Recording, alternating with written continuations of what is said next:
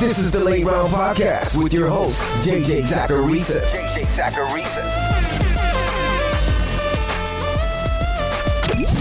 What's up, everyone? It's JJ Zacharisa, the editor-in-chief at FanDuel and at NumberFire.com, and this is episode 187 of the Late Round Podcast, one of the many shows that are part of the NumberFire Podcast Network. Thanks for tuning in. It's sort of gotten to the point where my recapping the previous week on this matchups episode is sort of the same thing over and over again. You guys probably don't care that much because you can just go back and listen to last week's show and see what I got right and what I got wrong. And on each show, I'll nail some things, and then I'll also miss some things. Hopefully more of the former. And while some weeks are better than others, recapping the previous week is kind of meaningless. It only took me 10 weeks to realize this. So instead of recapping, I'll just dive right in each week. Or maybe I'll give myself like a rating out of 10 from the previous week. Last week, I'll give myself an 8. It wasn't perfect, but there were definitely some strong hits.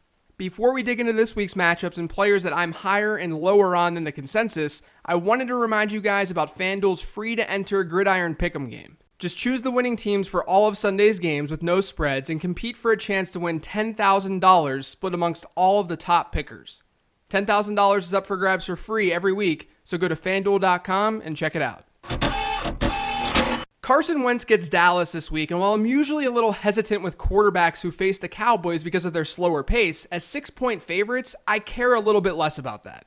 When they've trailed by 7 or more points this year, Dallas is only slightly below average in pace, so maybe volume won't be that much of an issue for Carson Wentz. And regardless, the Eagles are coming off their bye, they're at home, Dallas has a short week, and the Cowboys have a below-average secondary according to NumberFire's schedule-adjusted metrics. Wentz himself has given you a nice floor each week with multiple touchdowns thrown in each of his last 5 games, and now he gets a new weapon to play with in Golden Tate. So I think he's a safe option and an easy top 10 quarterback this week. If you need someone off the waiver wire, I've got 2 options for you. One of them is Marcus Mariota, who finally looked healthy on Monday night against Dallas. Now, Mariota's thrown a touchdown in just 3 of his 7 games played this year. I won't sell him as someone who has a safe floor. But Tennessee faced a pretty tough schedule prior to their bye, and even though they've been the second most run-heavy team in football, it may be pretty tough for them to not be aggressive against New England.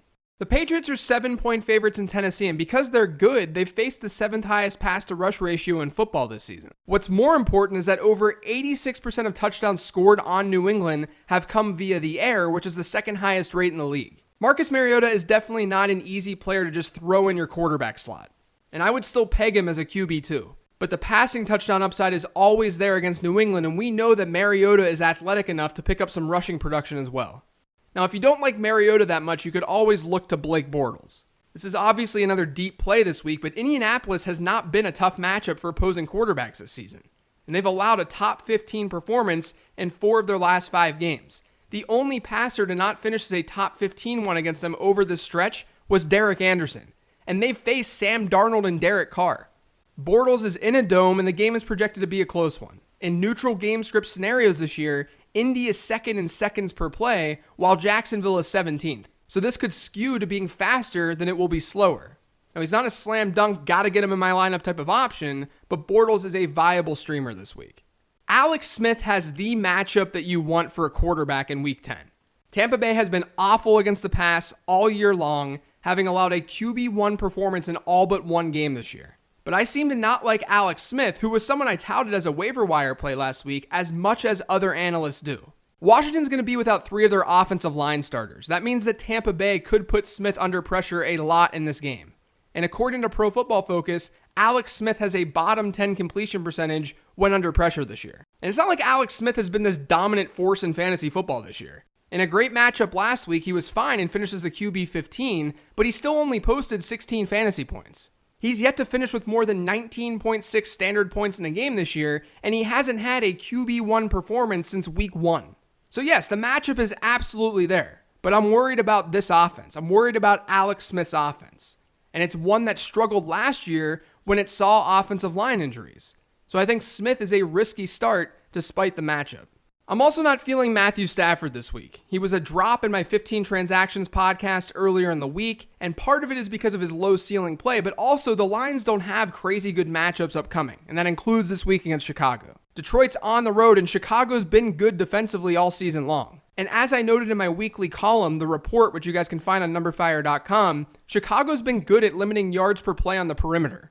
And that's where Detroit's top weapons run a lot of their routes. Not only that, but Detroit's offensive line was absolutely horrendous last week. And if that continues, they could be in more trouble this week against this Bears front seven. So like I said, Stafford's lacked a good ceiling with just one QB1 performance this season, and as fairly big underdogs in a tough environment, he should be on your bench. I talked about this on my 15 Transactions podcast earlier this week, but I'm not fully ready to just proclaim that Duke Johnson is back and he'll be this RB2 from here on out. I'm cautiously optimistic. Because really, he ran a similar number of routes and he played a similar number of snaps that we've seen him play this year. He just happened to be targeted more in a plus matchup for his skill set. Well, even if that's the case, even if his performance last week was just matchup driven, he's got an ideal one again here in week 10. Not only should the Browns trail against the Falcons this week, but Atlanta's been notorious for giving up receptions to running backs over the last few years. No team has allowed more. And that plays right into Duke Johnson having another high usage, worthwhile game for your fantasy squads. I think Dion Lewis is a strong play this week too. We keep seeing Lewis get number one back usage in that Tennessee offense. In week 9, he played over 84% of the team's snaps. That's higher than his 66% rate on the season. The only downside is that Derrick Henry will still see some goal line work, but this is a Dion Lewis backfield. This is his backfield. He'll face his old team this week in a game where, again, Tennessee should throw the ball quite a bit. That's where Lewis could have a little bit of upside. New England has been a top 10 team in receptions per game allowed to running backs this season. So I think Lewis is a pretty decent RB2 this week in PPR formats. Jalen Richard was someone that I faded last week, thinking that the Raiders would see at least a competitive game against the 49ers. But the Raiders are garbage, so Jalen Richard still saw 4 targets for 45 yards through the air. This week, Oakland's a 9.5-point home underdog. If they're trailing, then Jalen Richard is going to be on the field. He's caught 31 of his 43 receptions while the Raiders have been behind this year, with just 2 of his receptions coming when Oakland's had the lead. He's a clear, obvious negative game script back in a game where Oakland has a high probability of seeing a negative game script. So he's a nice high floor play in PPR formats. If you want an even deeper play than Richard, I don't mind Ito Smith. Cleveland has allowed the most fantasy points to running backs over the team's last 5 games, and they've allowed 8 rushing touchdowns to running backs during this time. Now, they face strong competition, but the touchdown component is really interesting for Smith because he's actually outpaced Tevin Coleman with 15 red zone attempts compared to Coleman's 8 this season. And since Devontae Freeman went down, Smith has 5 red zone attempts versus Coleman's 1. So there's some touchdown upside for Smith this week, and considering he's playing 40 to 45% of Atlanta's snaps, he could have a nice volume floor as well. I mentioned the Washington offensive line issues, and that's why I think Adrian Peterson is being overvalued this week. As of this recording, he's being ranked ahead of Duke Johnson, Jordan Howard, Dion Lewis, Marlon Mack, and Mark Ingram in PPR formats. I'd probably play each of those guys over AP this week. A depleted offensive line on the road is never a good thing, but AP also relies on that line considering he's not the primary pass-catching option for Washington. It's not like they're throwing it to him often to get him into space. So with AP, I care less about the matchup and more about his individual situation. It's one where he could struggle to find efficiency, and he could also be game scripted out at any moment. LaShawn McCoy keeps getting ranked as a mid-range RB3, and I just can't. I don't know how you can confidently play a running back in an offense that's pacing to be historically bad. McCoy's matchup isn't horrifically bad or anything this week, but Buffalo is a 7.5-point underdog with a game total of 37. Shady has just 24 yards rushing on 24 carries over his last 3 games. I would be playing most running backs who are getting playing time over LaShawn McCoy this week and moving forward until we see a pulse from the Bills offense. Even if Shady scores, or even if he somehow has this big monster week, you can feel good about being processed about your decision to bench him. Josh Gordon is most likely going to see a lot of Malcolm Butler this weekend. According to Pro Football Focus, among relevant quarterbacks, Butler has allowed the highest yards per snap rate in the NFL, and he's given up 7 touchdowns, which is also the most in the league. So Gordon not only is seeing volume with 8 targets per game over his last 4 contests, but he's going to see that volume against arguably the worst corner in football. You have to start Josh Gordon this week. Larry Fitzgerald has had a down year. That offense has been horrible, and it's hurt Fitz a lot as a result. But he actually still has a top 20 target share at the wide receiver position, and he's seen 8, and 12 targets over his last 3 games. Those 28 targets equate to a 25.4% target share, which is a really strong number. And the 12 targets that he saw in week 8 before Arizona's bye is really interesting because it was Byron Leftwich's first game as offensive coordinator. Fitz doesn't have the easiest cornerback matchup in the world this week against Kansas City, but we should expect a pretty pass-heavy approach considering Kansas City is a 16.5-point favorite. With more passes being thrown and with his recent target share, Fitz should have a lot of balls thrown his way this weekend. So hopefully that converts to fantasy points. My man Marquez Valdes-Scantling came through for me last week, and I think you've got to like him this week and moving forward. Geronimo Allison is on IR, and MVS has been playing number 2 snaps and running the second most routes at wide receiver in that Packers offense. And with Xavier Howard more than likely on Devontae Adams for a lot of this game, it could leave MVS with softer coverage against Miami. So to me, he's a lower end wide receiver 2 this week. There continues to be this large discrepancy in how people are viewing David Moore and Tyler Lockett, and I don't really get it. Over the team's last 2 games, Lockett has played just 4 more snaps than Moore has. And over Seattle's last 4 contests, Moore has seen 3 more targets. Both players have decent cornerback matchups in a game where Seattle could throw the ball a lot this week, but Moore is easily the more under-the-radar option, while Lockett seems to be overvalued once again. I continue to be a little bit confused by Deshaun Jackson's ranking each week as well.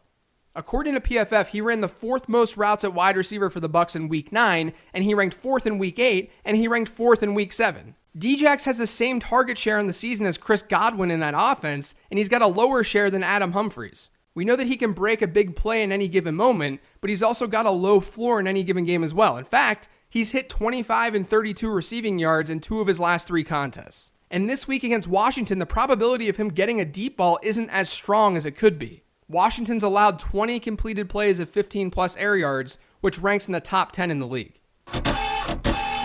One tight end that I think is being wildly underranked this week is Vance McDonald. He has just a single touchdown this year, and that's not great, but he's seen 17 targets over his last 3 games, and he's running as Pittsburgh's top pass-catching tight end. In Week 9, he ran 32 routes versus Jesse James' 15 routes run. On Thursday night, McDonald will face the Panthers, who have allowed the most points per game to opposing tight ends this year. Carolina's given up a top 8 tight end performance 6 times this season, and they've allowed a top 15 one 8 times.